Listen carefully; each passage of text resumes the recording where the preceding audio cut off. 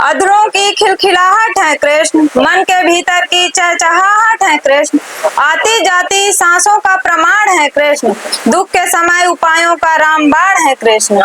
भक्ति के भावों में है कृष्ण, सुबह और शामों में है कृष्ण, दिन रात के ख्यालों में है कृष्ण, हर क्षण हर कण में है कृष्ण। मेरे शब्द में है कृष्ण, मेरे अर्थ में है कृष्ण, मेरे भाव में है कृष्ण, मनोभाव में है कृष्ण, मुझ में है कृष्ण, अंश हूं मैं कृष्ण की। ये मेरी कुछ पंक्तियां थी और इसके आगे अब मैं खत कहना चाहूंगी, तो ध्यान दीजिएगा। अचानक अचानक आपको उस दहलीज में खड़ा कर दिया जाए जहां आपका कुछ ना हो, भीतर का शोर, ख्वाबों की डोर, ख्वाहिशों का छोर, अरमानों का भोर, मन का मोर, सब सब शून्य हो। ख्वाबों की गठरी दहलीज में बिखरी हो, उसकी कतरने तुम्हारे खुद के पैरों में चुपकर तुम्हें ही लहूलुहान कर रही हूँ। तो कैसा लगता है, जैसे आत्मा शरीर से अलग हो रही हो, या फिर ऐसा कि जैसे हम खुद का जीवन भूलकर एक लाश बन चुके हों, एक चलते फिरते लाश। ये जो हम स्त्रियां हैं अक्सर इस पड़ाव से गुजरते हैं, अपने ही ख्वाब रूपी वृक्ष को काट देते हैं, या यूं कहूं एक रिश्ते से जुड़ाव के लिए हमें अपने ख्वाब रूपी वृक्ष को काटना पड़ता है। जिसको हम बचपन से पाल पोस रहे थे, उसी को आज अपने हाथों से उसकी डाल ही नहीं वरन उसकी मूल सहित काट रहे हैं। ये क्षण बहुत कठिन होता है, बिल्कुल वैसे ही जैसे बिलक हो रहा हो हमारे शरीर का कोई भाग जो जबरदस्ती खींचकर हमसे अलग किया जा रहा हो। हम मौन होकर बस देख रहे हो। ये देखना मात्र देखना नहीं है, ये हमारे भीतर का बिखरना है। आंसू की बूंद गिरने को आतुर है, मगर वह भिगाना चाहे हमारे मन को, मगर मन तो हो चुका कठोर, बिल्कुल पत्थर सा। अश्रु रूप मोती गिरकर फिसल कर जिसमें कहीं गहरे गर्त में गिर रही है, जहां न आंसुओं का मोल है न मोती का। हर बार हमसे कहा जाता है, अरे लड़की हो, तुम्हें तो अपने घर जाना पड़ेगा। कितना अजीब लगता है जब मेरे अपने कहते हैं, तुम अपने घर जाकर अब तब करना अपनी पसंद का। ये घूमने के सपने, ये लिखने के ख्वाब और ये ख्वाहिशों के रंग वहीं बिखेरना। और आज मैं वह घर छोड़ चुकी, या यूं कहूं छुड़वा दिया गया है, जो मेरा अपना होकर भी अपना नहीं था। उस घर में जहां मेरी हंसी की गूंज, रोने की चीख, चोट में दीवार में बहे खून की लाली, रसोई में टूटी प्याली अब भी मौजूद है। लेकिन मौजूद नहीं है तो मेरे ख्वाब। मैं मेरे ख्वाबों का पुल बनाकर ही तो इस नए घर में आई हूँ, जहाँ माँ पापा के मुताबिक सब सही है, पर मेरे मुताबिक कुछ नहीं है। न मेरे सपनों वाला वृक्ष, न मेरे ख्वाबों की गठरी, न अरमानों की सिलाई, न कलम की लिखाई, न डायरी की पढ़ाई और न शाम की तन्हाई, कुछ भी नहीं। इस घर में मैं चाह कर भी अपनी ख्वाहिशों के रंग बिखेर नहीं पाई।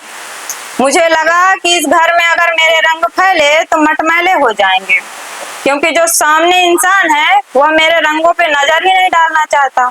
उसे मेरे ख्वाबों की गठरी फटे पुराने बेफिजूल कपड़ों सी लगती है।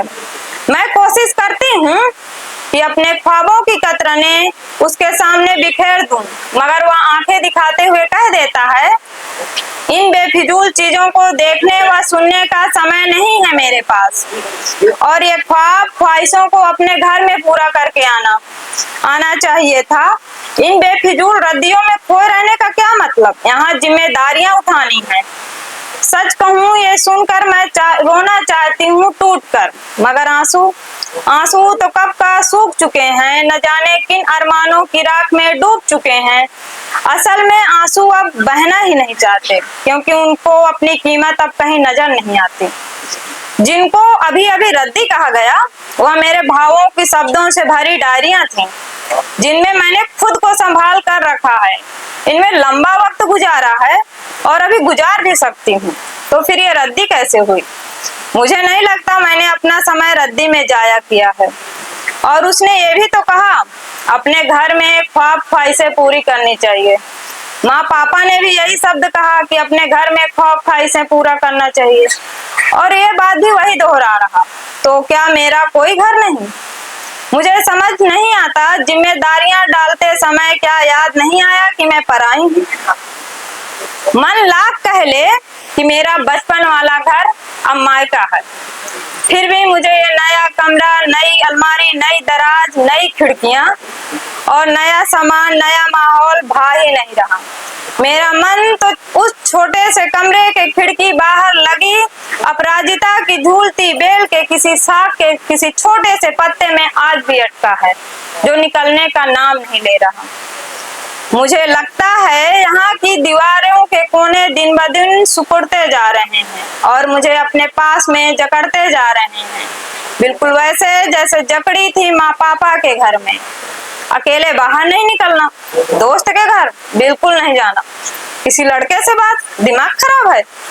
मुझे याद है एक बार मैं अपने दोस्त के यहाँ कुछ कारण से जाने के लिए इजाजत मांगी तो बदले में मुझे न जाने कितने नियम कायदे गिना दिए गए।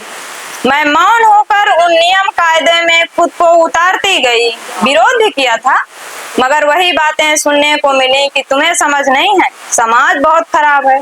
हम समाज में रहते हैं, हमें पता है समाज कैसा है। सच कहूँ मैं चीख कर कहना चाहती थी, मुझे नहीं बनना हिस्सा ऐसे संकीर्ण मानसिकता वाले समाज का। मुझे इतना पढ़ाना लिखाना तो व्यर्थ ही रहा, क्योंकि मुझे समाज की समझ आ ही नहीं सकी। मेरा व्यक्तित्व तो निखर ही नहीं सका। आखिर निखरता कैसे? मुझे हमेशा कहा गया रंग दबा है, कद काठी भी कोई खास नहीं है।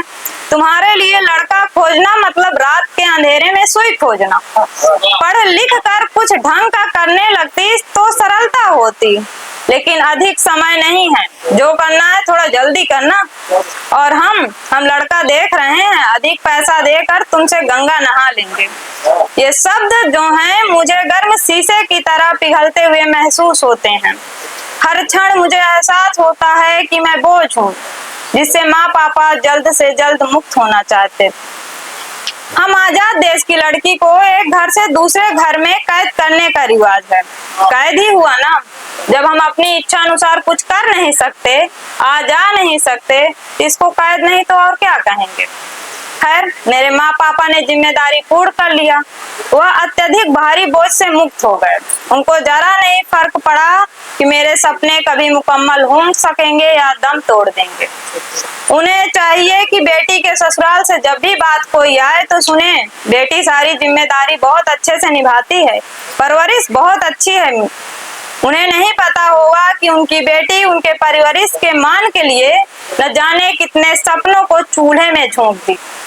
उस जलन से कभी रोटी जली तो सबने सुनाया, मगर उस जली रोटी को पानी के साथ मैंने गटक लिया, क्योंकि वह मात्र जली रोटी नहीं थी, जले सुलगे मेरे ख्वाब थे। और कभी जो सब्जी में नमक अधिक हो जाए तो एक सेकंड नहीं लगता मुझे कम दिमाग का ठहरा देने में। मैं यह सुनकर थम जाती हूँ। मेरा दिन रात पढ़कर हमेशा स्कूल कॉलेज में टॉप में रहना, मेरे अंक पत्र में मेरी योग्यता अभी भी अंकित है, मगर वह तो कहीं दबे हैं कपड़ों के ढेर तले, और शायद दबे रह जाएंगे जीवन भर, क्योंकि मेरी योग्यता तो सब्जी दाल रोटी अच्छी बनाने में सिद्ध हो जाएगी, मगर मैं क्या खुद को मुकम्मल कर पाऊंगी या नमक की मात्रा मापते मापते जीवन गुजार दूंगी। मन में ज्वार चारों तरफ से उफन रहा है, ख्वाबों की लहरें बार बार जिम्मेदारियों से टकरा रही हैं। सोचती हूँ क्या कभी कोई ऐसी टक्कर होगी कि जिस दिन ख्वाब मेरी जिम्मेदारियों को बहा ले जाएं और मुझे छोड़ दें ख्वाबों के लहरों के मत। बस इंतजार है, शायद कभी पूर्ण हो इंतजार मेरा। धन्यवाद।